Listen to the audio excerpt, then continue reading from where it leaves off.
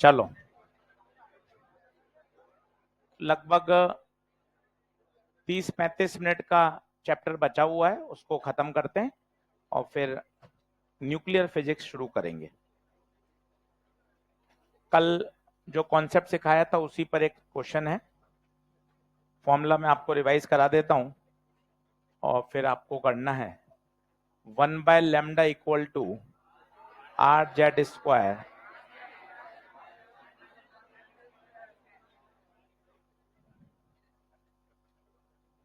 ये Rydberg formula कहलाता है। मान के चलिए इस पर क्वेश्चन आता ही आता है, और मजे की बात है यहां तैयार करोगे फिजिकल केमिस्ट्री में भी तैयार हो जाएगा। सेम कॉन्सेप्ट है, सब कुछ सेम है। एक क्वेश्चन करिए फिर आगे टॉपिक को बढ़ाते हैं। आज एटम पूरा हो जाएगा और नया सेक्शन शुरू करेंगे। चलो अब बातचीत बंद करो, फटाफट से पढ़ाई की तरफ आ जाओ।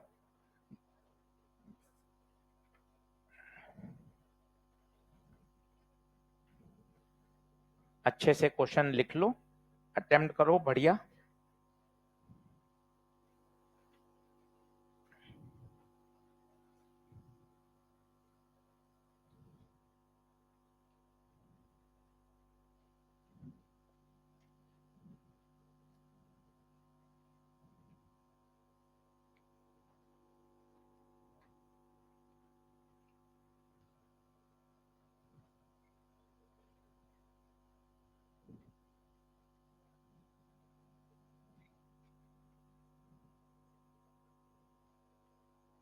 बस बातचीत बंद करो।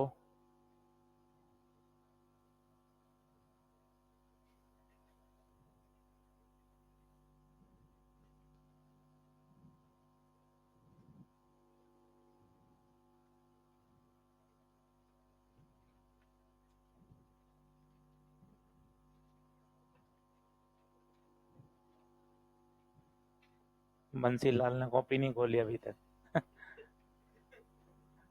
अलग अलग हीरे हैं हमारे। भैया चैप्टर कौन सा चल रहा है? हैं प्रभु? एसएचएम क्या? अरे अरे मुझे बात तो करने दो। हाँ एटम चल रहा है, ठीक। चलो चलो, मत मत मत परेशान मत हो, तू सवाल लिख।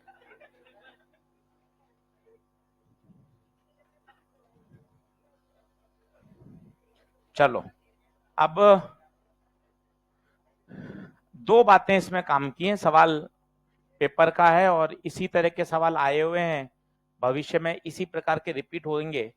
कॉन्सेप्ट वही रहेगा। पहला तो बार्मर। बार्मर का मतलब है आना दो में है। शॉर्टेस्ट, शॉर्टेस्ट का मतलब है लैम्डा कम।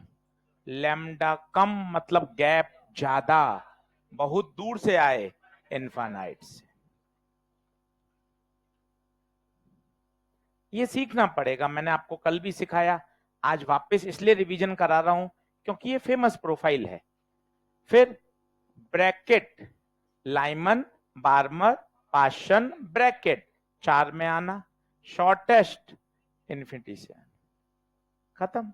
अब आप दो बार लगा लीजिए, तो 1/λ equal to r/z², 1/n1² minus 1/n2²। तो r/z², आना 2 में है, आना इन्फिनिटी से है। 1/λ इक्वल टू r/z², 1/4। तो 1/λ इक्वल टू r/z²/4।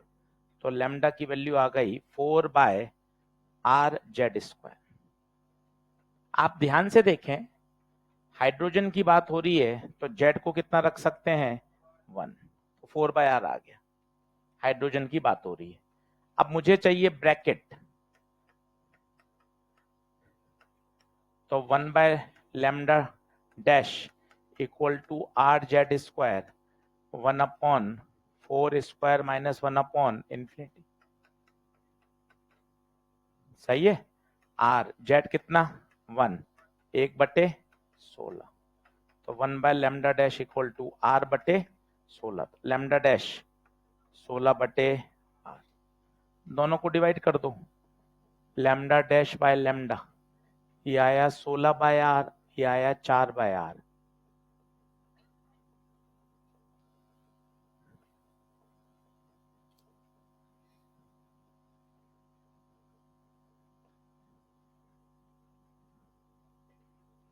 मुद्दे की बात है, चैप्टर आसान है, मैं आपको कल भी इतने क्वेश्चन दिए थे, आज वापस और क्वेश्चन की प्रोफाइल दूंगा, बहुत आप आसानी से कर सकते हैं।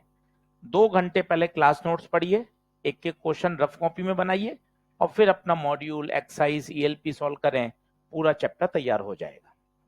चलें अगले क्वेश्चन की तरफ बढ़े, क्या आंसर आएगा इसका बताइए? 4 लैम्डा। नोट कर लें, कोई पीछे रह गया हो तो।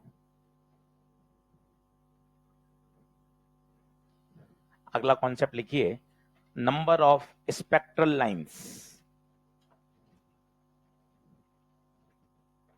Number of spectral lines.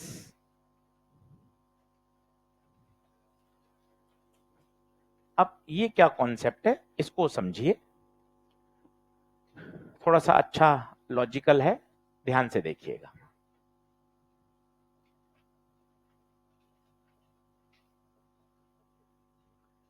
सभी लोग बोर्ड पे देखें, मस्त बढ़िया आसान सी बातें आराम से समझ सकते हैं।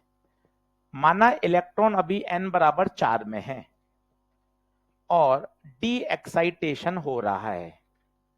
कोई भी इलेक्ट्रॉन अपनी एक्साइटेड स्टेट में बहुत कम समय तक रह सकता है, इसको वापस तो नीचे कूदना ही पड़ेगा। अब सुनते जाइए, जंपिंग के क्या क्या ऑप्शन है, बोर्ड पे देखिए। 4 से सीधा 1 में आ जाए, 4 से 3 में आए, 3 से 2 में आए, 2 से 1 में आए, और तुक्के मारिए, 4 से 2 में आ जाए और 2 से 1 में आ जाए, और बताइए 4 से 3 में आए और 3 से 1 में आ जाए। आप देखिए कुल कितनी लाइंस, लाइंस का मतलब है जब हम स्पेक्ट्रम देखेंगे तो वहां पर ये सारी लैम्डा हमें दिखाई देंगी, 1 2 3 4 5 6। आपको कि सर ऐसे तो कॉमन सेंस से सोचना तो बड़ा भारी काम है, बिल्कुल भारी काम है। मैथ्स क्या कहती है सीधा, अगर आपको ग्राउंड स्टेट में लौटना है तो सीधा फॉर्मूला है number of spectral lines is equal to n minus 1 by 2। Electron कहां है बताइए, n बराबर 4 में है, सीधा 4 रख दीजिए, 4 4 माइनस 1 बाय 2, 4 3 बाय 2, 12 बाय 2 6। ये कॉन्सेप्ट है, वो सीधी ट्रिक है। सर एक और बताइए, थोड़ा सा और कॉन्फिडेंस आए, एक और देखिए, मान लो इलेक्ट्रॉन 3rd में है, आ जाओ सोचते हैं, पहले कॉमन सेंस से सोचते हैं और फिर फॉर्मूला है ही, ये इलेक्ट्रॉन 3rd में है। बिंदास देखिए, एकदम खुश मन से कॉन्सेप्ट को सीखने की इच्छा रखिए, इच्छा रखेंगे तब सब्जेक्ट समझ में आएगा। कि 3rd में है, बताइए क्या होगा? सर सीधा पहले में आ जाए, तीसरे से दूसरे में आए, दूसरे से, और तुक्के मार दीजिए, और कोई तुक्का संभव, मतलब कितनी लाइंस, फॉर्मूले से देख लो, n माइनस 1 बाय 2 कहां पर है वो, 3 में रखो, 3 3 माइनस 1 बाय 2, 3 माइनस 1, 2 से 2 कैंसिल। तो दोनों तरीकों से सीख लिया, कॉमन सेंस से भी कर सकते हैं, फॉर्मूला सीधा है तो सीधा फॉर्मूले का यूज करिए, n माइनस 1 बाय 2। नोट कर लीजिए, फिर कुछ क्वेश्चंस करके दिखाता हूं मैं इस पे आपको।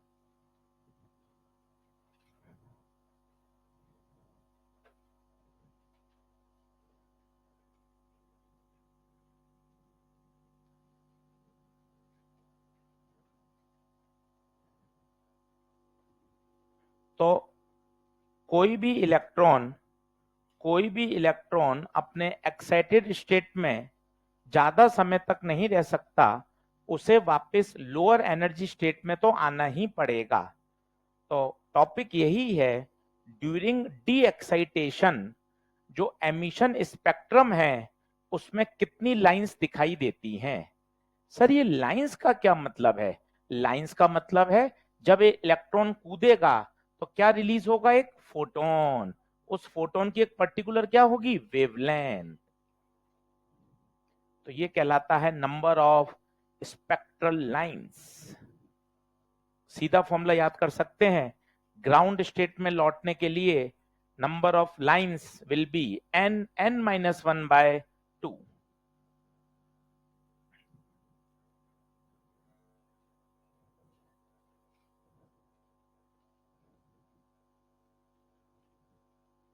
अब ये तो बिल्कुल बेसिक सवाल है, आप पढ़कर गए और सीधा क्वेश्चन आ गया।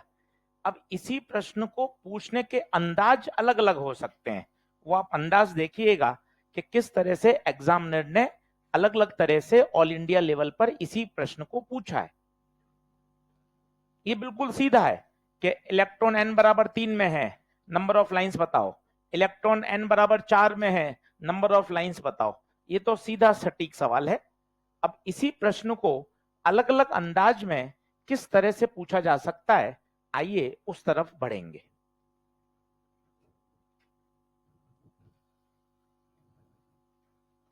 करूं क्या आगे? आओ जल्दी आओ फटाफट।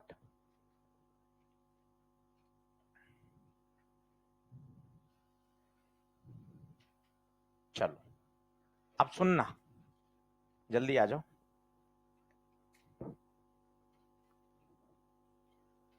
क्लियर?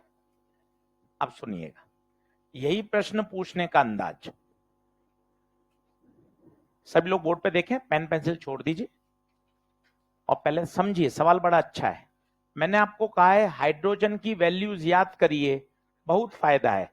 -13.6, 3.4।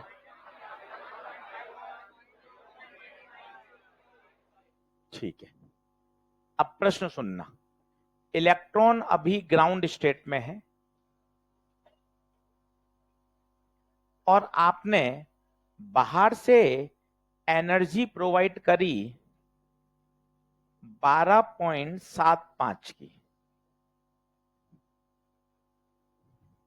प्रश्न लंबा चौड़ा है, ध्यान से सुनिए। बाहर से आप एनर्जी प्रोवाइड कर रहे हो कितने की? 12.75 इलेक्ट्रॉन वोल्ट। तो ये इलेक्ट्रॉन पहले इस एनर्जी को क्या करेगा? एब्सॉर्ब। अब आपको अगर याद है तो और भी फायदेमंद है, मैंने आपको फोटो इलेक्ट्रिक इफेक्ट में सिखाया था।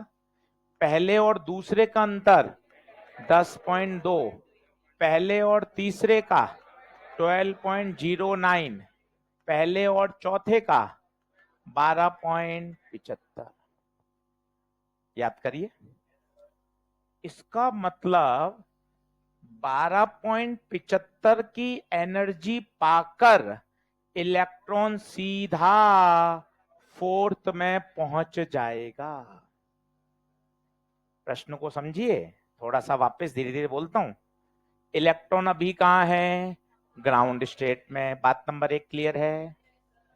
बात नंबर 2, आपने बाहर से एनर्जी सप्लाई करी कितनी? 12.75। अब आपको याद होना चाहिए था 12.75 एनर्जी पाकर इलेक्ट्रॉन सीधा पहले से कहां कूदेगा? फोर्थ में कूदेगा। तो बताइए कहां पहुंच गया? n बराबर 4 में पहुंच गया। तो स्टेप नंबर 1, इलेक्ट्रॉन एक्साइट होकर बताइए कहां पहुंच गया? n बराबर 4 में। अब बताइए जब ये डी एक्साइटेशन करेगा, अब नंबर ऑफ लाइंस बताइए। वही फॉर्मूला n-1/2, 4, 4-1/2, 4 इंटू 3/2, आंसर है 6।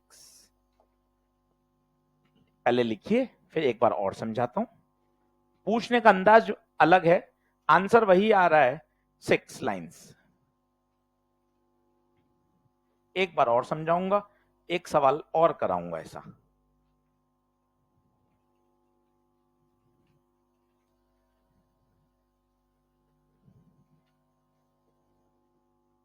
ये एक स्टैंडर्ड रिजल्ट है, याद करेंगे तो फिजिकल केमिस्ट्री में भी फायदा मिलेगा। और ये किसके लिए है? Only for hydrogen atom.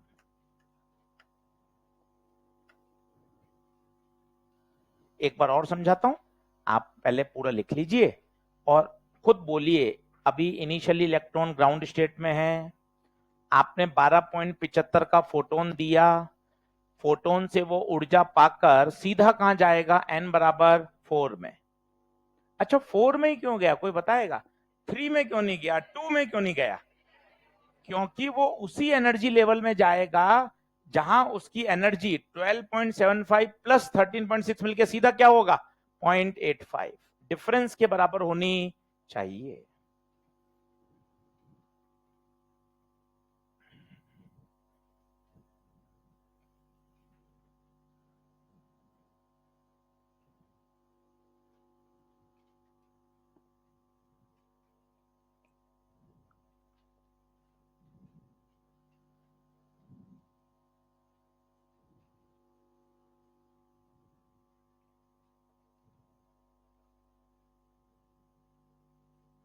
कल होमवर्क किया है?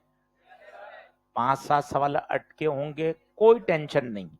आज पूरा पढ़ने के बाद एक बार नोट्स फिर से पढ़ो और फिर वापस री अटेम्प्ट करो, तब मजा है। क्योंकि देखिए समझदारी चैप्टर जब हम 2 से 3 बार पढ़ते हैं ना, तो हमारी पकड़ और बढ़ती है। एक बार में जो डाउट आ गए वो सीधे पूछ लोगे तो कोई फायदा नहीं है। इसको एक बार री अटेम्प्ट करो, जो जो सवाल फंसे हैं। आप देखिए धीरे धीरे धीरे चीजें बेहतर होती जाएंगी।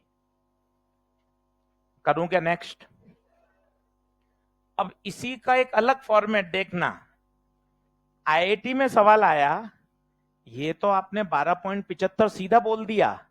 भाई ने एक बार कहा कि मैंने रेडिएशंस डाले जिनकी वेवलेंथ 975 एंगस्ट्रॉम है। तो पता है क्या है? लेक्चर नंबर 1 फोटोन थ्योरी, 975 की एनर्जी 12,400 बटे, तो 12,400 बटे 975, ये आएगा 12.75। मैं इसको जूम कर रहा हूं और 5 मिनट में इस पे बात करना चाहूंगा आपसे। आप इस बात को समझें, समझे आराम से, कोई जल्दबाजी नहीं है। 10 मिनट जल्दी पढ़ने से कोई फायदा नहीं है। घर पे जाके उसी चीज को समझने में 1 घंटा ज्यादा लगा दोगे। अभी समझ लो ना आराम से। पहला तरीका क्या था? या तो 12.75 दे दो, सीधा हवा कहां पहुंच जाएगा? n बराबर 4। इसी प्रश्न को पूछने का अंदाज अलग है। वो डायरेक्ट एनर्जी ना देकर उसने उस फोटोन की क्या दे दी? लेक्चर नंबर 1 फोटोन थ्योरी, 975 के कॉरेस्पॉन्ड एनर्जी भी 12.75 होती है। मतलब सवाल सेम है, आंसर भी सेम है, बस पूछने का अंदाज है। सबसे देसी तरीका ये रहा, n बराबर 4 में है, आंसर बताओ 6। दूसरा तरीका, n बराबर 4 नहीं कहा, पहले एनर्जी प्रोवाइड कराई, उससे प्रोवाइड करके वो कहां पहुंचा? n बराबर 4 में, आंसर 6। तीसरा तरीका, 12.75 नहीं बोला, 975 एंगस्ट्रॉम बोला, अभी भी आंसर कितना है? 6। ये तीनों सवाल ऑल इंडिया लेवल पे अलग अलग एग्जाम में पूछे जा चुके हैं। मैंने आपको एक ही प्रश्न में तीनों बातें बता दी कि इस तरह से सवाल फ्रेम हो सकता है। बोलिए क्या बात क्लियर है? पूरा छाप लीजिए आराम से, सवाल को स्टार लगा लीजिए। सवाल बेहतरीन है, रिवीजन करने लायक सवाल है, बार बार आपको पढ़ना चाहिए।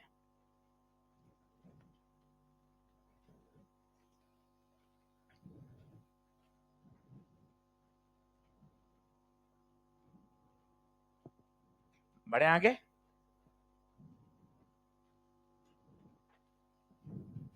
अब इसको प्रॉपर लैंग्वेज में लिख लो कि सर 2 महीने बाद पढ़ूं तो मुझे समझ में तो आना चाहिए कि प्रॉपर लैंग्वेज में सवाल क्या कह रहा है।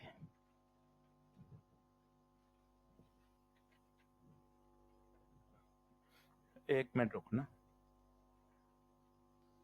हाँ, ये लिखिए, प्रॉपर लैंग्वेज में सवाल लिख लीजिए, ताकि सवाल पूरा एक्चुअल लिखा रहेगा ना, तो बाद में आप इसको पढ़ पाओगे।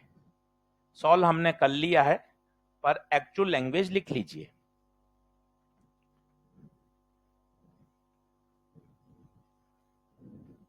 आपने 975 दिया, तो पहला पार्ट पूछ रहा है बताइए कौन से स्टेट में चला जाएगा, बताओ कहां चला जाएगा, n बराबर 4 में, और कितनी लाइंस देगा, 6। तो एक्चुअल क्वेश्चन लिखा रहता है ना, तो रिवीजन करते समय थोड़ा आइडिया रहता है कि कैसे पूछेगा एग्जामिनर।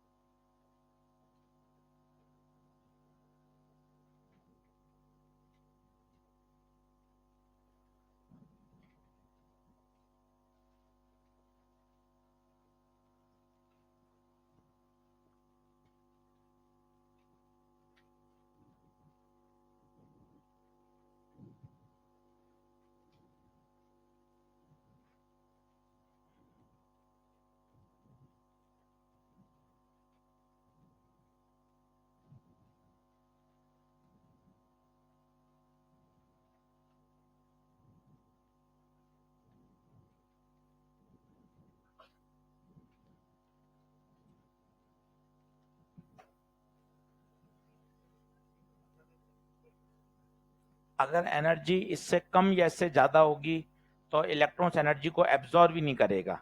इलेक्ट्रॉन हमेशा गैप के बराबर एनर्जी को ही क्या करेगा, एब्जॉर्ब, क्योंकि उसको उसी ऑर्बिट में जाना है।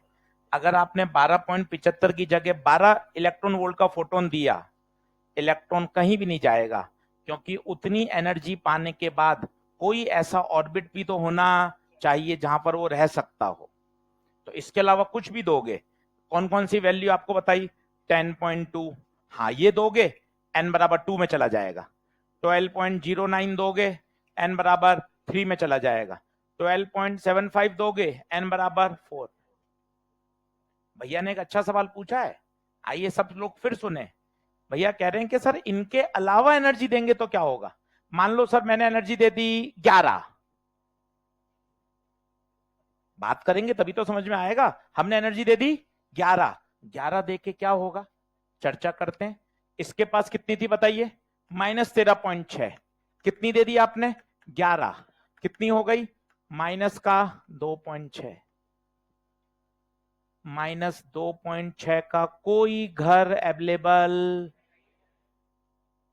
इलेक्ट्रॉन उस एनर्जी को एब्जॉर्ब ही, रेडिएशंस आएंगे चले जाएंगे। क्या आप प्रश्न की गहराई समझ रहे हैं कि सर मैंने अगर 11 ईवी का फोटोन दे दिया तो क्या होगा, आप तो ये बताओ। तो मैंने क्या कहा, 11 ईवी को हमने -13.6 में जोड़ा, कितना हुआ माइनस का, -2.6 का कोई ऑर्बिट पॉसिबल। तो इलेक्ट्रॉन किस ऑर्बिट में जाएगा, इतनी एनर्जी का तो कोई ऑर्बिट अवेलेबल ही। इसका मतलब इलेक्ट्रॉन उस एनर्जी को एब्जॉर्ब नहीं करेगा। बोलो क्या बात क्लियर है। चलिए अगला लिखिए।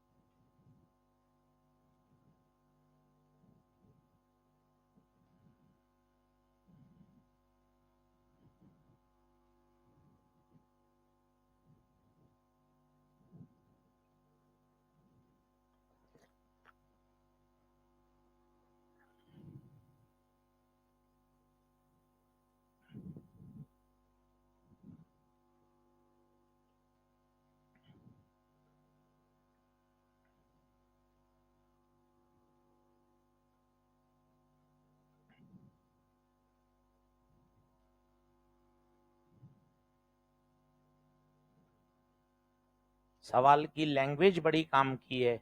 हम चाहते तो ये सवाल तुरंत डायग्राम बना सकते थे, पर आप 5 महीने बाद पढ़ोगे ना, आपको समझ में नहीं आएगा वो, जब तक हमारे पास एक्चुअल लैंग्वेज ना हो। इसलिए आप देखें, हम नोट्स में सभी सवालों की पूरी पूरी लैंग्वेज लिखा रहे हैं, ताकि बाद में रिवाइज करो तो पता चले कि पेपर में कैसी लैंग्वेज आती है।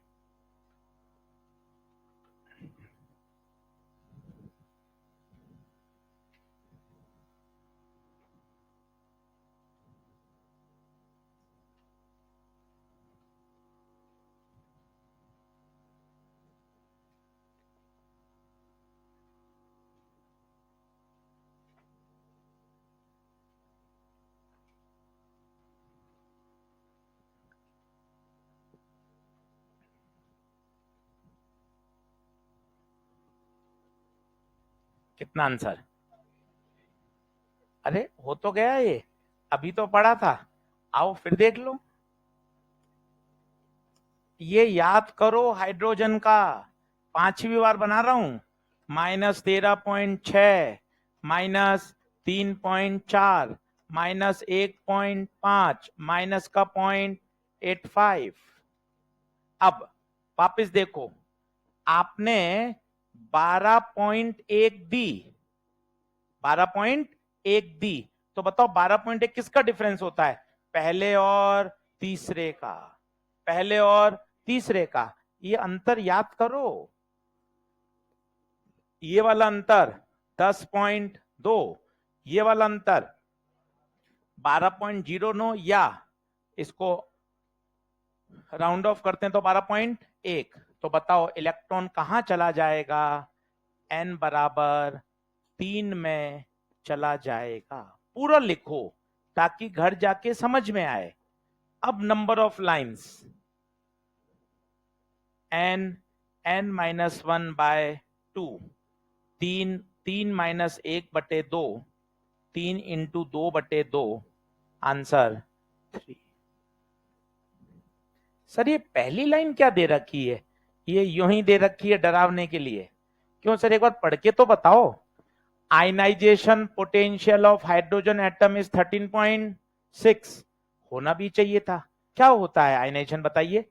इलेक्ट्रॉन को रिमूव करना, इसको रिमूव करने के लिए 13.6 ही तो चाहिए। तो उसका क्या मतलब है? इस लाइन का प्रश्न सॉल्व करने में कोई लेना देना।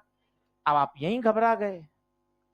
आयनाइजेशन का मतलब क्या होता है? इलेक्ट्रॉन को इंफिनिटी पर भेजना। इसको इंफिनिटी पे भेजने के लिए कितनी चाहिए?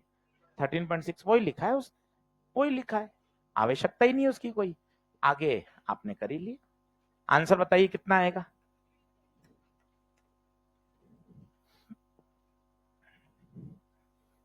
बोलिए, क्या ये बात ओके है? आगे बढ़ते हैं, जल्दी से नोट कर लीजिए फटाफट। तो नंबर ऑफ स्पेक्ट्रल लाइंस में मैंने सारी बातें आपको बता दी, जो जो सवाल ऑल इंडिया लेवल पे बन चुके हैं वो सब बता दिए, क्वेश्चन करा दिए। अब एक छोटा सा इसका पार्ट और बचा हुआ है, वो खत्म करते हैं। और हेडिंग डालिए, de Broglie explanation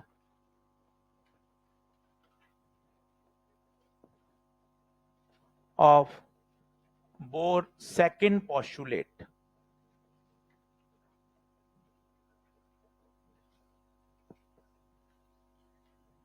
de Broglie explanation of Bohr's second postulate।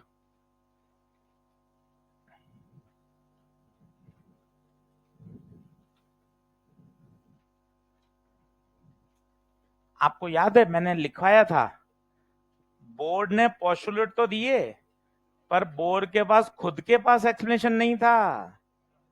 Second postulate आपको याद हो क्या था? MVR बराबर, भैया बोर एक्सप्लेन नहीं कर पाए, उन्होंने अपने पोस्टुलेट में लिख दिया कि अगर मेरे मॉडल को समझना है तो पहले ये 3 बातें माननी पड़ेंगी। एक्सप्लेनेशन नहीं था उनके पास। डी ब्रोगली ने एक्सप्लेनेशन दिया, और बहुत ध्यान से सुनिएगा, उन्होंने सिर्फ एक ही बात कही कि जब ऑर्बिट, इलेक्ट्रॉन किसी ऑर्बिट में चक्कर लगा रहा है, मान लो थर्ड ऑर्बिट में चक्कर लगा रहा है, तो पहले डी ब्रोगली ने क्या कहा था, आओ रिवाइज कर लेते हैं, काफी दिन हो गए। Nature loves symmetry. अगर लाइट का ड्यूअल नेचर है तो मेरा ऐसा मानना है मैटर का भी ड्यूअल नेचर होना चाहिए। इलेक्ट्रॉन प्रोटॉन जब चलेगा तब क्या पैदा करेगा, वेव्स, और उन्हीं वेव्स को क्या कहा गया, मैटर वेव्स। ये डी ब्रोगली की हाइपोथेसिस थी।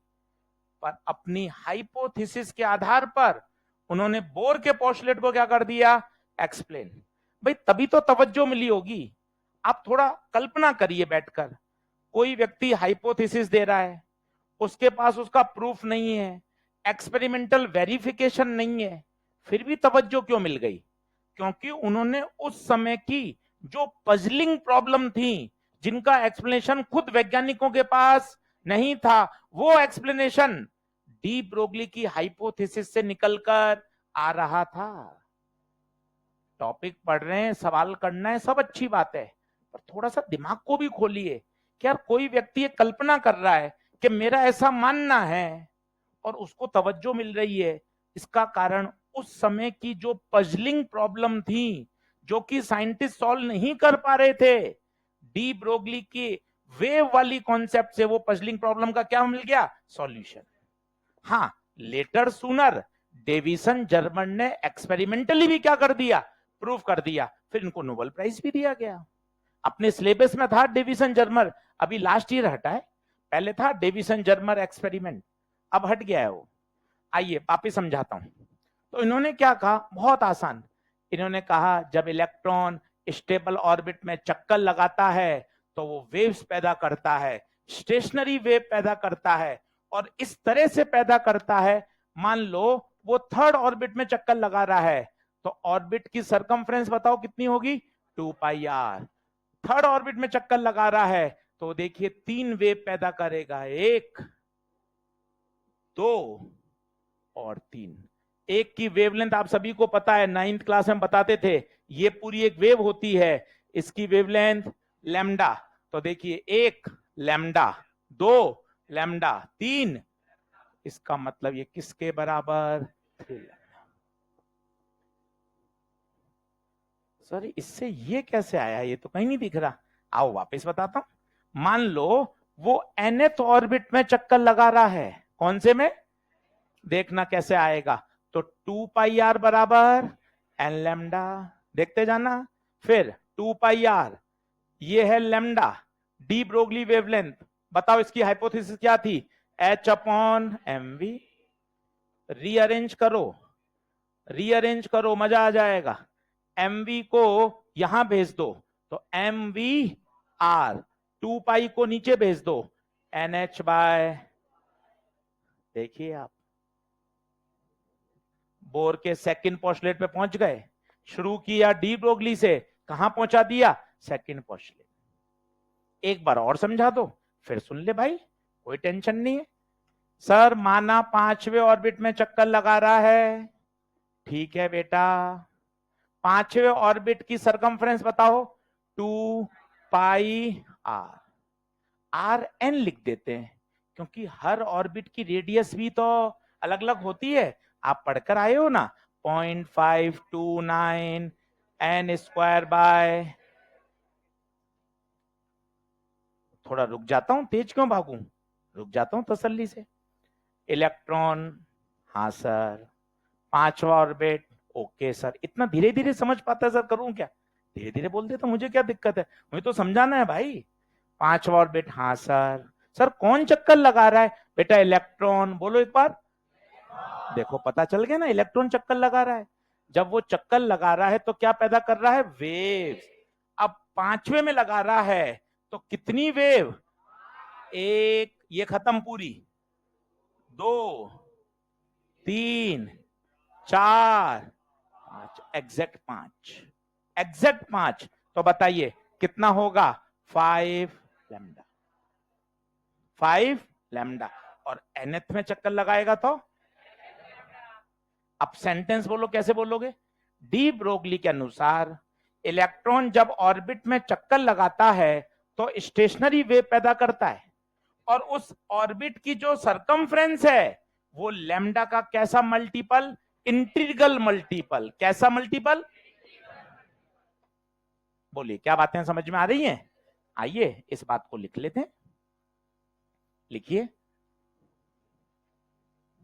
फिर डायग्राम बना के समझ लेते हैं एक बार। पहले आप स्टेटमेंट लिख लीजिए जो एनसीईआरटी में दे रखा है, फिर डायग्राम वगैरह भी बना लेंगे लास्ट स्लाइड वाले। और थोड़ा थोड़ा बोलने की कोशिश करो कि इलेक्ट्रॉन ऑर्बिट में चक्कर लगा रहा है, चक्कर लगाते समय वो वेव्स पैदा करेगा, स्टेशनरी वेव पैदा करेगा। ऑर्बिट की जो सरकमफ्रेंस है 2 पाई आर, वो लैम्डा का कैसा मल्टीपल है? इंटीग्रल। 2-3 फोटो बनाने की इच्छा रखो कि चलो सर तीसरे में चक्कर लगा रहा है। ठीक है सर, तीसरे में चक्कर लगा रहा है, तो बताओ 1 2 3, 3 वेव पैदा कर दी। तो 2 पाई आर बराबर एन लैम्डा। हो गया खत्म।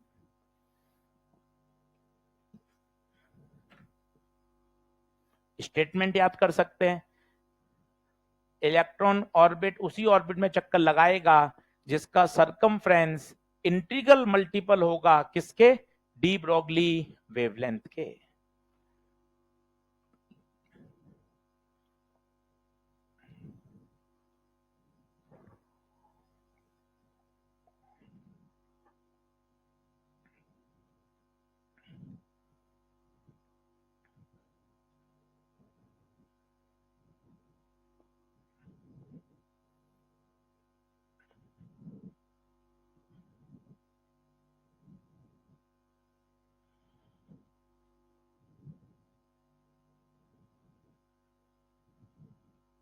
बढ़ूं क्या आगे? आओ।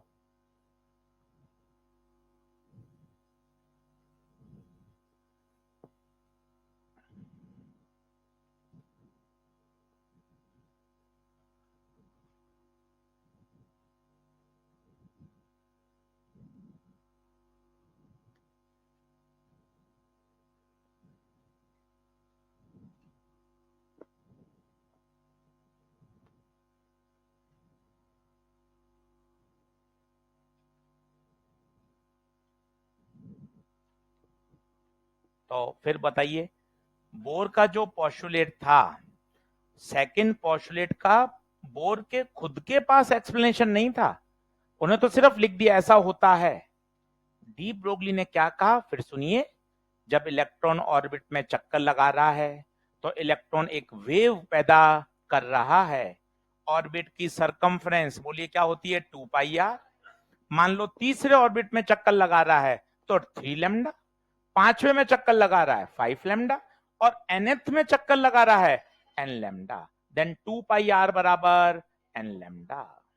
सर ये Rn क्यों लिखा? Rn क्योंकि हर ऑर्बिट की रेडियस, आप लिख लीजिए स्टैंडर्ड फॉर्मूला, आपको याद भी होना चाहिए, 0.529 n स्क्वायर बाय z। ये वाला फोटो भी बना लीजिए। डायग्राम वाला सवाल आ जाए कि कौन सा 4 ऑप्शन बने हुए हैं, सही क्या है? 3 वेव, वेव को क्लासिफाई करिए। ये पहली वेव खत्म, ये देखिए, ये दूसरी यहां खत्म, ये तीसरी एग्जैक्ट यही होगी। आधी अधूरी वेव नहीं आ सकती कि 2.5 वेवलेंथ, 3 वेवलेंथ, एग्जैक्ट पूरी कंप्लीट इंटीग्रल मल्टीपल होना चाहिए।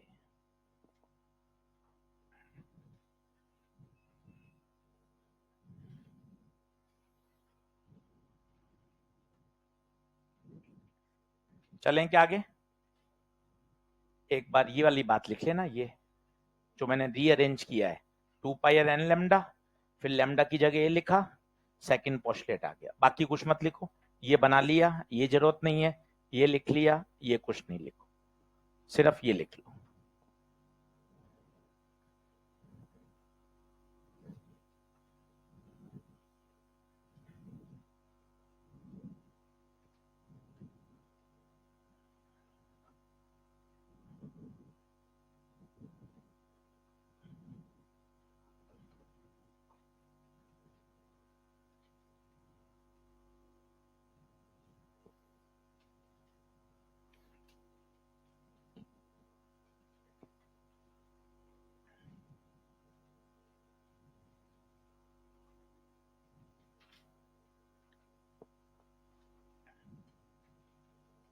क्लियर है?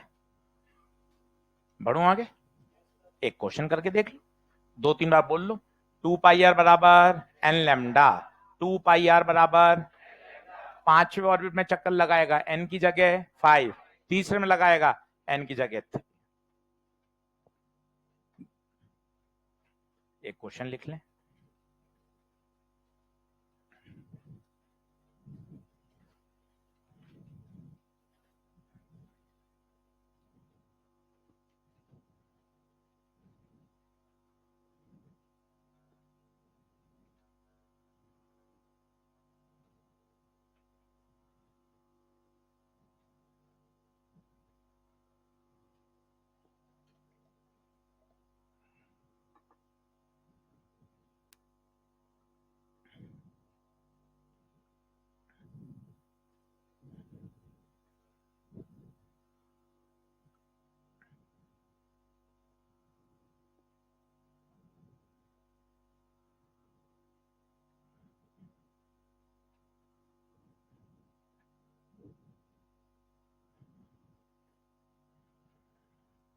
खुद करिए, सवाल की लैंग्वेज पढ़ के, फॉर्मूले आपको याद हो गए, अब उसको लैंग्वेज पढ़ के अप्लाई करिए, क्या कहना चाहता है प्रश्न, वो मैटर करता है।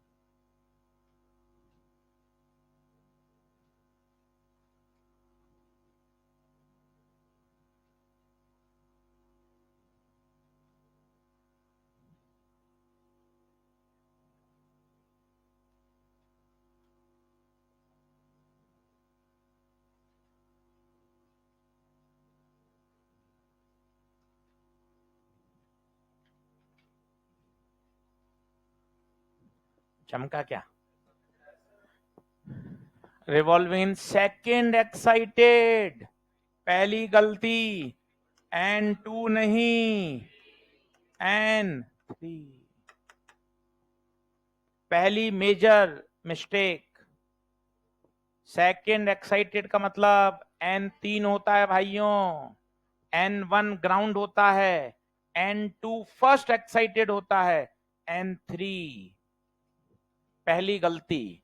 फिर 2 पाई आर बराबर एन लेमडा N3, तो 2 पाई रेडियस दे रखी है 4.65 N3 लेमडा। सॉल्व नहीं करना होता है भाइयों, स्मार्टनेस प्ले करिए, स्मार्टनेस।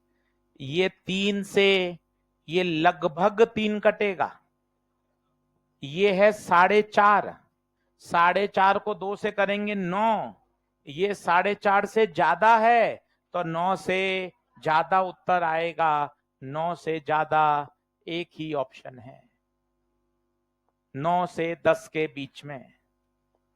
पॉइंटों की गुणा भाग नहीं करनी होती है, स्मार्टली प्ले करिए कि लगभग वो कटेगा, 4.5 का 2 से करेंगे 9, 4.5 नहीं है, 4.5 से ज्यादा है, थोड़ा सा ज्यादा है, 3 नहीं है, 3 से थोड़ा सा ज्यादा है, तो आंसर 9 से थोड़ा ज्यादा आएगा, 9.7।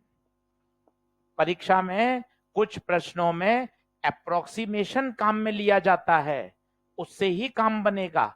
आप सोचो मैं एग्जैक्ट निकाल लूं, इतना समय नहीं मिलता। बोलिए, क्लियर है? तो आंसर आएगा 9.7। पन्ने पलट लीजिए, ये एटम पूरा हो गया, 2.5 लेक्चर का टॉपिक है और बहुत आसान, पूरा फिजिकल केमिस्ट्री का टॉपिक है, कुछ भी नया नहीं है, ये सारी बातें फिजिकल में भी पढ़ाई जाएंगी। ये बढ़िया तैयार करना है आज आपको, पूरा मैंने सिस्टमेटिक लिखा दिया, नोट्स, क्वेश्चन, कॉन्सेप्ट सब लिखवा दिए। तो हमारे कौन कौन से सेक्शन हो गए? ELP 1 फोटोन थ्योरी, उसके बाद ELP 2 photo electric effect, ELP number 3 matter wave, और चौथा एटम। बोलिए। अब यहां एक सवाल नीट में तो नहीं आया है, पर जेई मेन में 2 से 3 बार रिपीट हुआ है, वो अपन एक बार कर लेते हैं। उसे कहते हैं हाइपोथेटिकल मॉडल। हाइपोथेटिकल मॉडल क्या होता है, पहले मैं आपको समझाता हूं। हमें रटे हुए हैं फॉर्मूले, रेडियस 0.529, वेलोसिटी 2.18, एनर्जी -13.6 Z²। बिल्कुल सही हैं, पर ये तभी वैलिड हैं जब जब centripetal force is provided by coulombic force and MVR बराबर NH अपॉन 2 पाई। ये दो बातें आपने प्री एज्यूम करी, तभी ये डिराइव हुए। कल को वो कहेगा मैं एक हाइपोथेटिकल मॉडल मान रहा हूं, हाइपोथेटिकल मॉडल मान रहा हूं, और मेरा फोर्स है लेट सपोज K/R, ऐसा क्वेश्चन में गिवन है। आपके रटे रटाए सारे फॉर्मूले फेल हो जाएंगे। बात को समझिए, ये तभी लागू होते थे जब सेंट्रीपिटल फोर्स कौन देता था? कुलम्बिक फोर्स। जो आप लिखते थे जिसको KZE² बटे पोस्टुलेट नंबर 1, पोस्टुलेट नंबर, भाई ने एक नया हाइपोथेटिकल मॉडल बनाया। हाइपोथेटिकल का मतलब होता है मन गढ़ंत, अपनी इच्छा से बना दिया, और एग्जामिनर ने लिख के दिया, एग्जामिनर ने लिख के दिया कि वो जो फोर्स है वो अब कुलम्बिक फोर्स नहीं है, वो कौन सा फोर्स है? K/R। अब आपके रटे हुए सारे फॉर्मूले फेल हो जाएंगे। प्रश्न कैसा होगा वो दूर की बात है, पहले आप बातों को समझो कि सर जो मैंने 3 रटे वो क्यों नहीं लग रहे, वो क्यों डिराइव हुए थे, पहले ये बताओ क्यों डिराइव हुए थे। पोस्टुलेट नंबर 1 MV²/R किसने प्रोवाइड किया था? कुलम्बिक फोर्स ने। आज भाई क्या कह रहा है एग्जामिनर? आज मेरा फोर्स ही बदल गया, आज मेरे फोर्स का फॉर्मूला KQ1Q2/R² नहीं है, K/। अब बता नए फॉर्मूले क्या आएंगे? अब रटे हुए सारे फॉर्मूले फ्लॉप। अब आपको जिसने मैथमेटिक्स फिजिक्स सीखी है वही सवाल को हल कर सकता है। 2 बार जेई मेन में रिपीट हुआ है सवाल, मैंने ELP में भी डाला है, आप ELP खोलें वहां आपको सवाल मिलेगा। सवाल नंबर है ELP नंबर 4 का क्वेश्चन नंबर 13। पहले आप नोट कर लीजिए और यहां सिर्फ नंबर डाल दीजिए। ELP 4 क्वेश्चन नंबर 13, पहले नोट कर लीजिए और सिर्फ क्वेश्चन नंबर डाल दीजिए। अब रटे हुए फॉर्मूले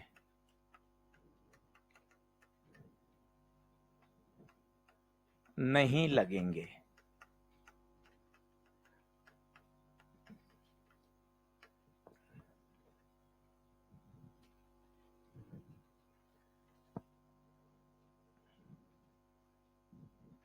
सॉल्व कैसे करेंगे वो सब सिखा दूंगा।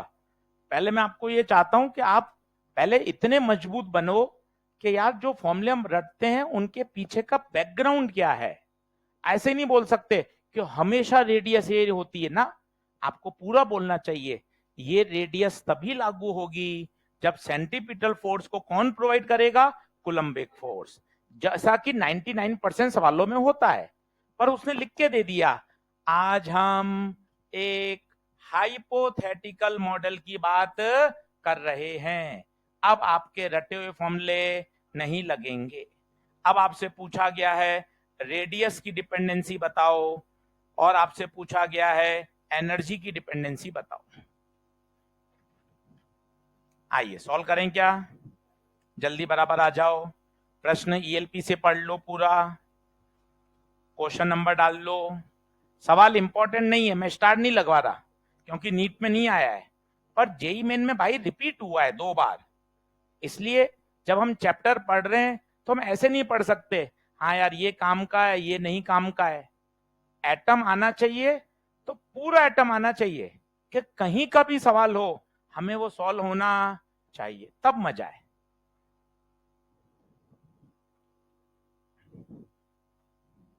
चलिए शुरू करें, पढ़ लो सवाल। किस किस की डिपेंडेंसी पूछिए बताओ। एक तो काइनेटिक एनर्जी की, और किसकी पूछी है? रेडियस की। रेडियस की पूछी है, और एक पूछी है काइनेटिक एनर्जी की।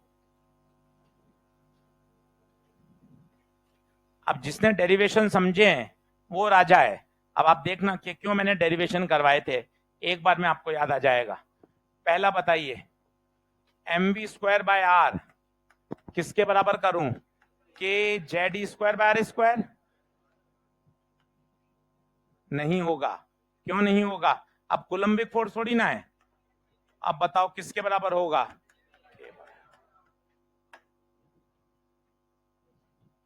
अंतर समझो। मैं मान रहा हूं कठिन है भाई, पर कठिन बोलकर भाग थोड़ी ना सकते हो यार। लड़ाई तो लड़ोगे कि सर जो मैंने रटा वो नहीं लग रहा, क्योंकि यहां कोलंबिक फोर्स नहीं है, कोई नया फोर्स है k/r। अब आइए दोनों तरफ हाफ से, शायद याद आ रहा हो, r से r कट गया, half mv² is proportional to half mv² कौन? k/2। k/2 मतलब कांस्टेंट। इसका मतलब काइनेटिक एनर्जी n पर डिपेंड ही नहीं कर रही।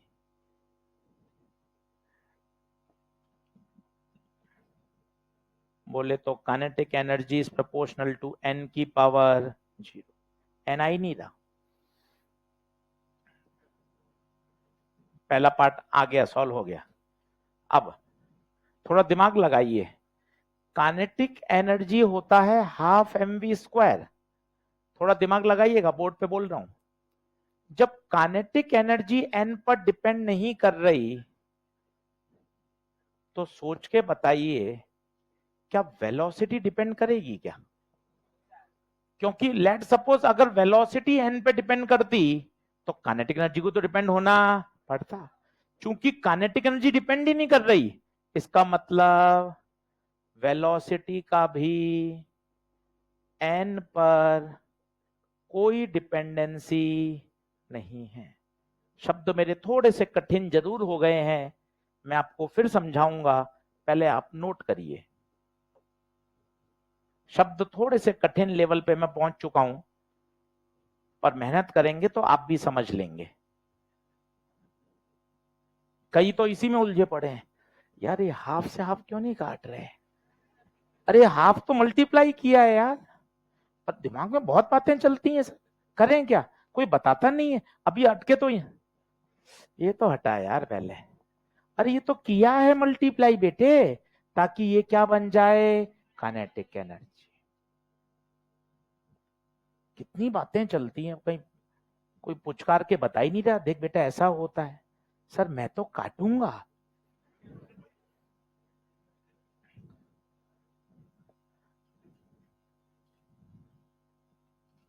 तू तो नहीं सोच रहा काटने का? हाँ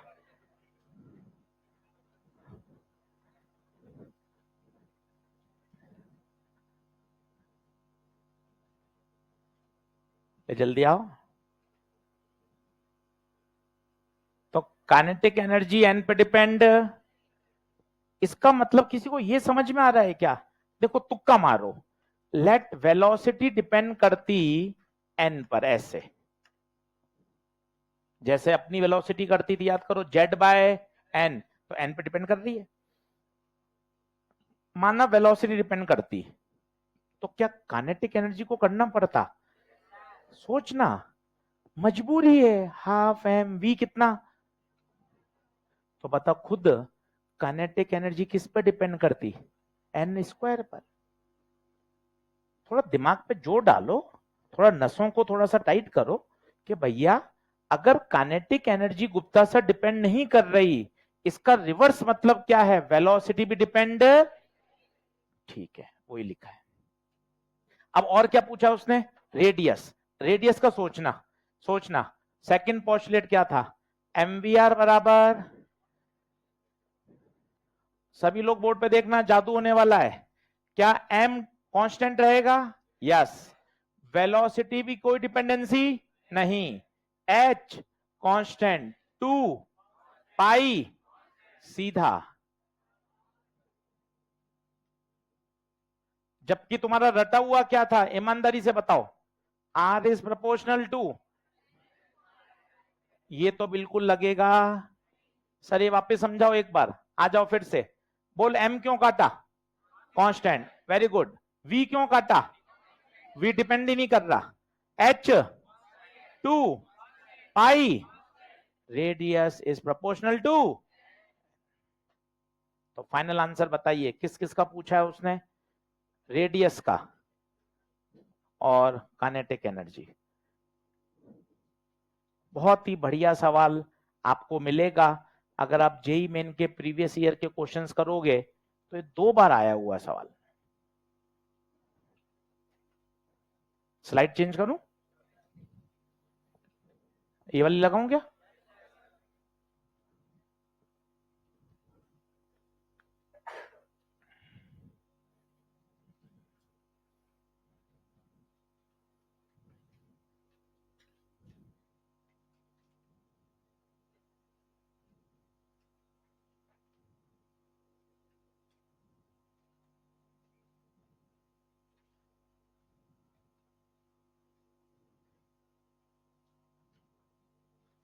क्लियर?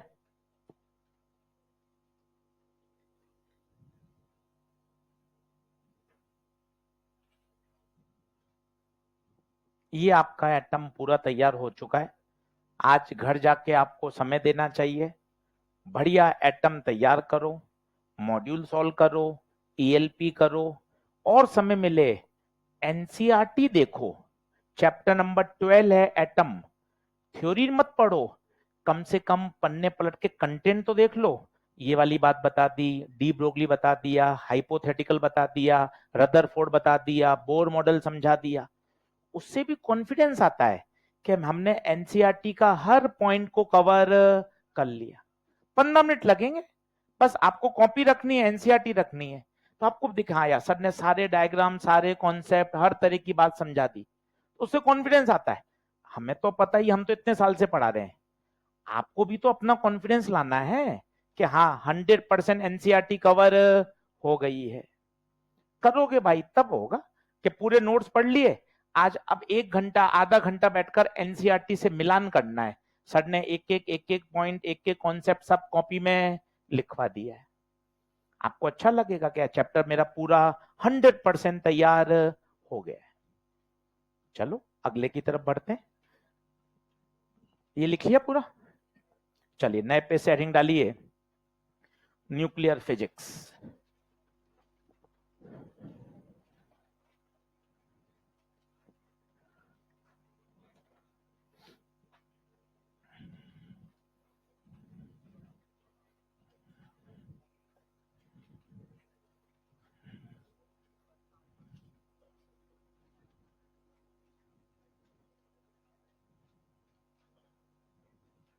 शुरू करें?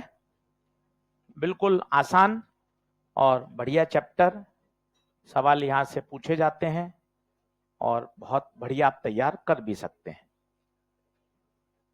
चलिए सबसे पहले नाम ही समझ में आ रहा है, न्यूक्लियस, मतलब हम पूरे चैप्टर में किसकी बात करेंगे? न्यूक्लियस की। तो लिखिएगा structure of nucleus, structure of nucleus.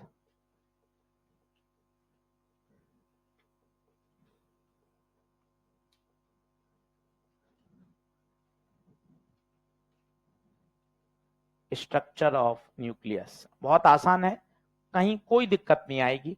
अच्छे से बने रहिए, रोज पढ़िए, बढ़िया तैयार हो जाएगा। मान के चलिए अंतिम हिस्सा है, इसके बाद एक्सरे है जो 1 से 1.5 लेक्चर का है। पिछले 15 साल में एक्सरे के 2 ही प्रश्न आए हैं।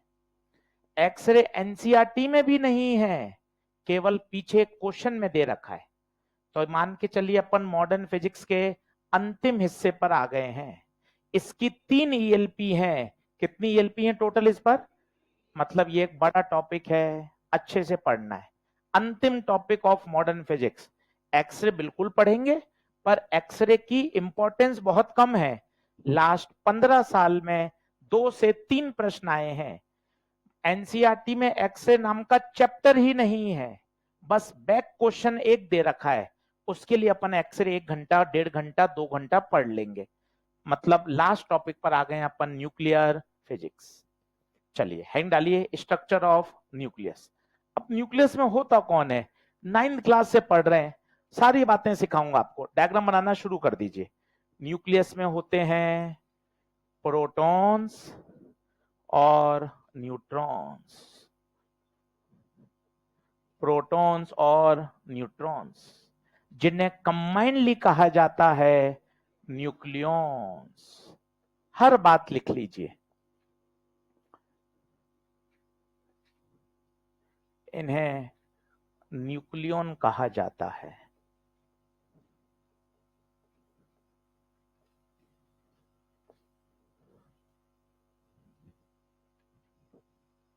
और number of proton plus number of neutron, इसे कहा जाता है मास नंबर।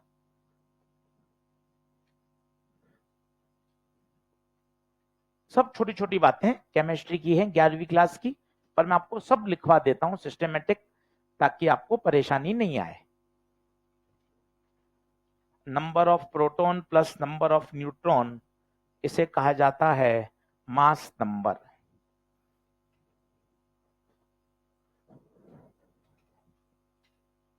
वैसे तो न्यूट्रॉन का मास हल्का सा ज्यादा होता है, परंतु डेसिमल के तीसरे प्लेस पे भारी होता है, तो हम ऐसा मान लेते हैं mass of neutron is nearly equal to mass of proton. सचमुच तो न्यूट्रॉन स्लाइटली हैवी होता है।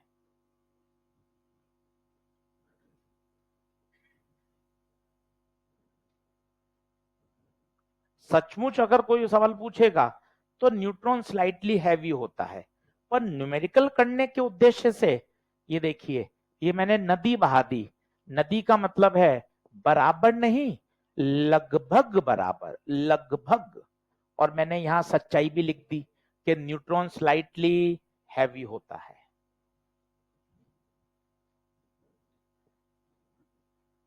इसका मतलब है मैंने लगभग ईच न्यूक्लियन का मास कितना मान लिया? m।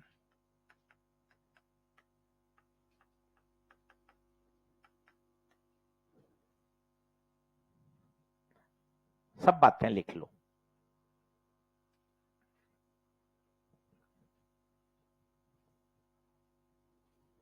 अब बताना, अगर किसी न्यूक्लियस में 15 लोग हैं, एक का मास m है, तो 15 लोगों का 15m। 28 लोग हैं और मान लो a लोग हैं, तो a इंटू m। एक बार और बताइए, सीधी सीधी बात है। एक बस में 18 पैसेंजर हैं, सभी इक्वल मास के हैं। एक व्यक्ति का m है, तो 18 पैसेंजर का 18m, 25 पैसेंजर का। मेरे घर में कुल कितने लोग हैं? ए, तो कुल मास ए इंटू एम। तो नीचे लिख दीजिएगा mass of nucleus M into A. Sir एक बार और बता दो, बिल्कुल सोचो। 18 लोग होते 18 एम, 15 लोग होते 15 एम, कुल लोग हैं ए, तो कुल मास ए इंटू एम या एम इंटू ए।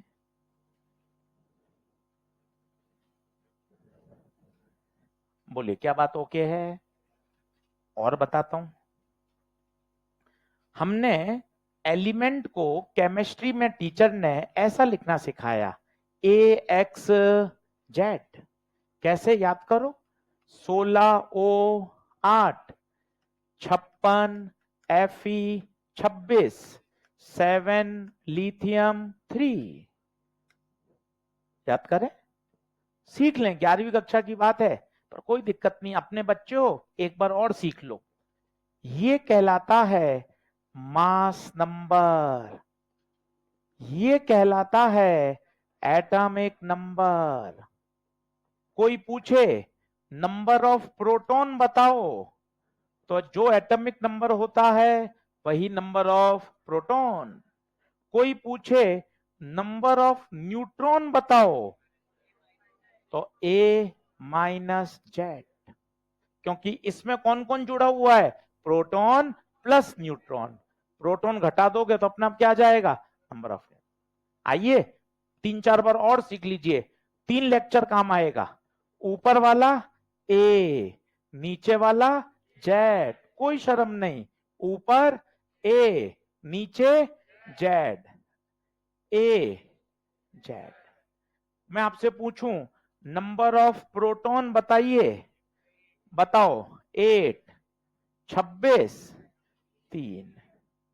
मैं आपसे पूछूं नंबर ऑफ न्यूट्रॉन बताइए, चिल्लाइए, 16 माइनस 8, 56 माइनस 26, 7 माइनस 3। कर लीजिए सॉल्व, बहुत काम आएगा। बहुत छोटी बात है वैसे, पर बतानी जरूरी है। ये नहीं कह सकते ये आता होगा, ये तो तुम खुद ही कर लोगे, ये मैं बताऊंगा क्या, ऐसी बातें नहीं की जा सकती। पूरी फीस जमा करवाई है, सही बात है, उसमें क्या दिक्कत है, हमें भी पता है वो बात। इसलिए हर बात अपन को सीखनी है और नोट्स में सिस्टमेटिक लिखनी है। तो ऊपर वाला बताता है मास नंबर और नीचे वाला क्या बताता है, atomic number. Mass number, atomic number.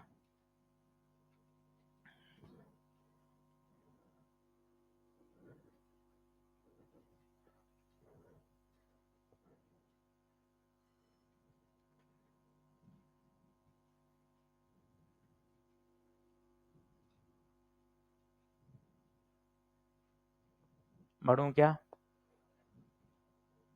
आज एटम निपटा दो, 2.5 लेक्चर का टॉपिक है, पूरा निपटा दो।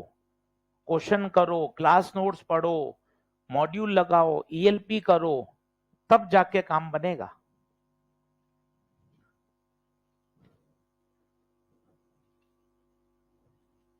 चलो आगे, फिर बोल रहा हूं, छठी बार बोल रहा हूं, क्योंकि मुझे पता है मुझे 3 दिन में कितनी बार काम में लेना है, ये मेरा मन जानता है। ऊपर ए, नीचे जेड, ऊपर वाला मास नंबर, नीचे वाला एटॉमिक नंबर, ऊपर ए नीचे जेड। क्लियर है बात? चल भाई, फिर 3 बातें केमिस्ट्री के सर और सिखाते थे, आइसो बार, isotope, isotone, isodiaphers, iso electronic, बहुत सारे होते हैं। मैं वही लिख रहा हूं जो मुझे एनसीईआरटी फिजिक्स में चाहिए, बाकी केमिस्ट्री वाले सर पढ़ाएंगे। मैं फिजिक्स वाली 3 टर्म काम में ले रहा हूं। आइसोटोप, आइसो बार में क्या सेम, सेम मास नंबर, बोले तो ए। आइसोटोप में सेम एटॉमिक नंबर, बोले तो Z. Isotone same number of neutrons, same number of neutrons बोले तो A माइनस जेड।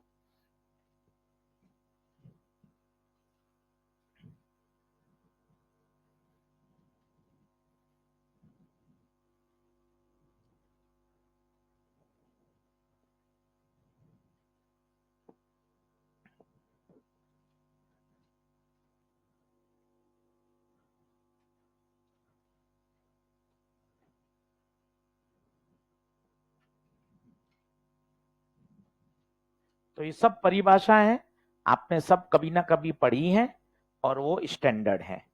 अब एक छोटा सा सवाल बता रहा हूं जो कि अपने ईएलपी में गलत है, इसलिए मैं कॉपी में ले रहा हूं। बताओ क्या मास नंबर सेम है क्या? मास नंबर सेम नहीं है, मतलब आशीसरी आइसोबार नहीं है। क्या एटॉमिक नंबर सेम है? आइसोटोप भी। आओ एक बार नंबर ऑफ न्यूट्रॉन बताओ तो, इस वाले में बताओ तो बेटा। 13 माइनस 6 7। इसमें नंबर ऑफ न्यूट्रॉन बताओ। 14 माइनस 7 7। दोनों में नंबर ऑफ न्यूट्रॉन सेम है। ये कौन है? आइसोटोन।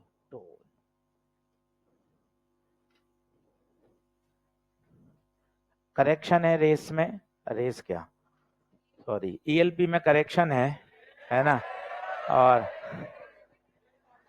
ठीक है तो उसमें, हाँ ठीक है, इसका सही आंसर होगा आइसोटोन। क्या दे रखा है? आइसोटोन। हाँ चलो बस ठीक है, बहुत बहुत बढ़िया, शानदार, बेहतरीन। मैं नहीं जानता, अगर एटॉमिक नंबर सेम हो तो आइसोटोप कहलाता है, मास नंबर सेम हो तो आइसो बार, और अगर नंबर ऑफ न्यूट्रॉन सेम है आइसोटोन। क्लियर है? बढ़ू आगे, जल्दी आओ।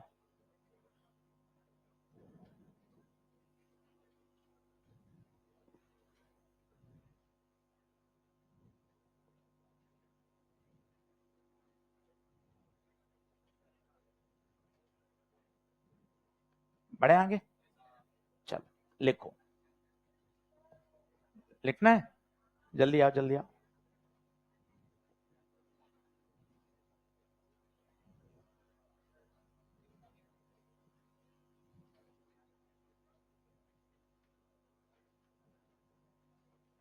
भैया नई एनसीईआरटी खरीद लेना, कंटेंट बदल गया है, एनसीईआरटी नहीं लेना, क्योंकि लास्ट ईयर सिलेबस चेंज हो गया है। तो पुरानी एनसीईआरटी मत पढ़ना, नई एनसीईआरटी जरूरी है। और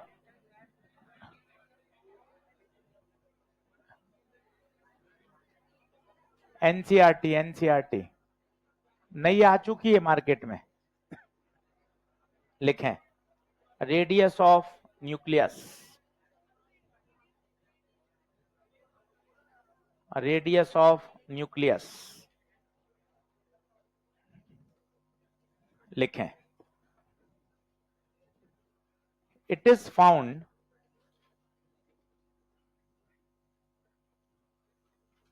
experimentally that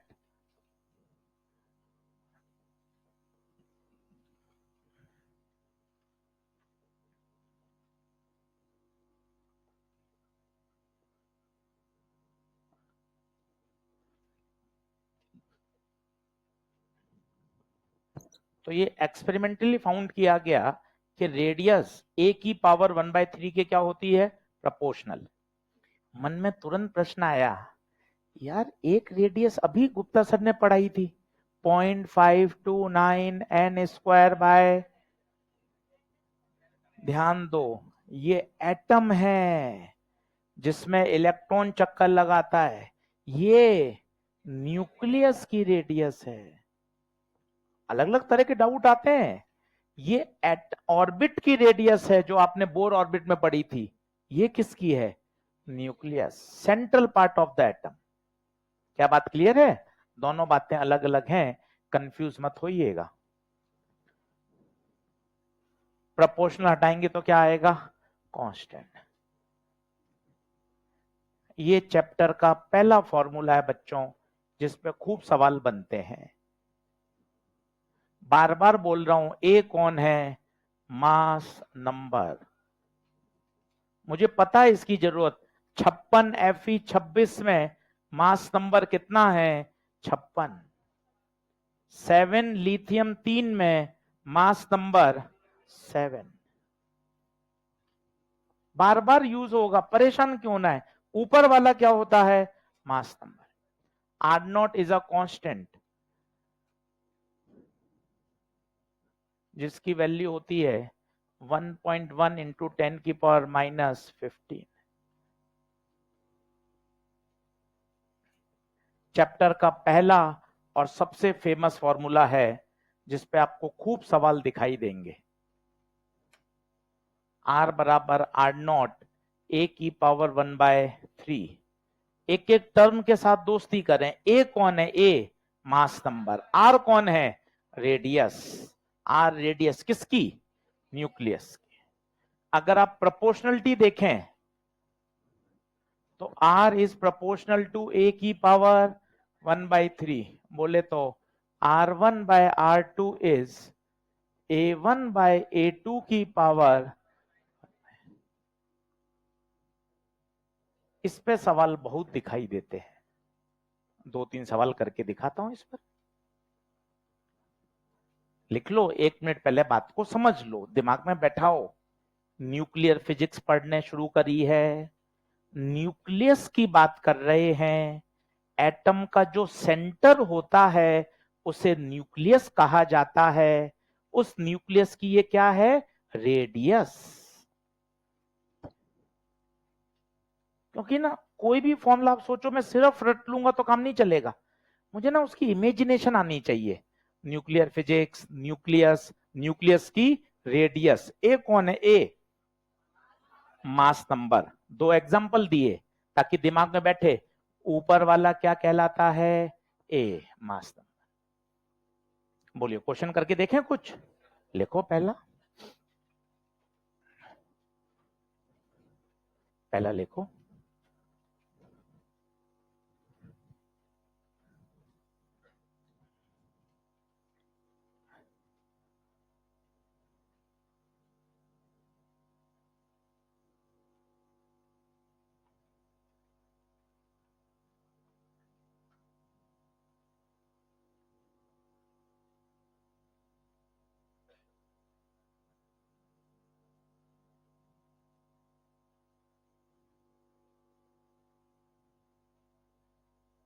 क्वेश्चन लिखो और अटेंड करो। सिर्फ फॉर्मूला मैंने आपको सिखाया है।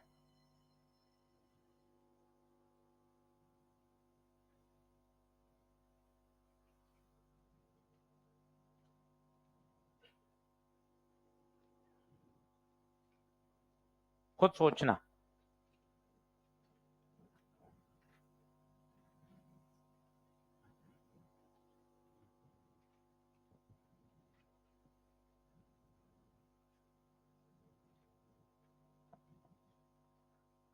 बताओ, बार बार फॉर्मूला बोलो।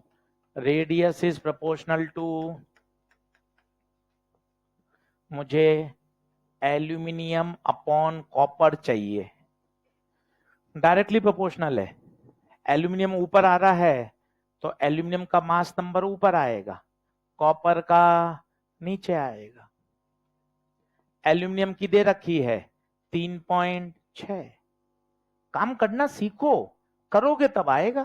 कॉपर की पूछी है, एल्यूमिनियम का नंबर 27, कॉपर का 64। क्यूब रूट जानबूझ कर उसने ऐसे नंबर दिए हैं ताकि क्यूब रूट आ जाए। 27 का 3, 64 का 3 का पहाड़ा 1.2, 1.2 into 4, 4।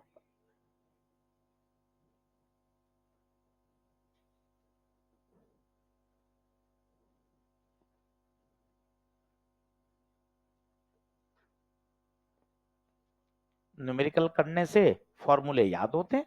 R is proportional to A की पावर 1/3। 10 सवाल करेगा भाई याद हो जाएगा फॉर्मूला। R किसके प्रोपोर्शनल? A की पावर 1/3। क्या है ये R? बोलो क्या है यार? न्यूक्लियस की रेडियस। पूरा बोलो, न्यूक्लियस की रेडियस। और A कौन है? Mass number.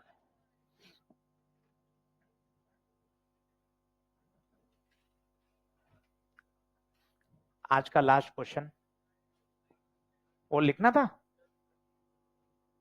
तुम सब नकल मान लिया करो, यूं नहीं कि खुद कर लो, फुल नकल।